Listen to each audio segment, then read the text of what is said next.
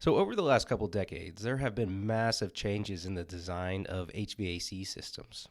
An easy example that I can use to explain all these changes is actually from the automotive industry. So, if we fast forward and look at a brand new truck today, and it follows all the emissions guidelines along with all the technology that's now being added to these vehicles, there's now 1,000 more parts and pieces that go into these vehicles, along with sensors and computers and so on. And it's almost to the point when a headlight burns out that the vehicle won't even crank up. Do you think that there's even a remote chance of putting 40 years of wear and tear on the vehicle and still expect it to climb a mountain when you need it to?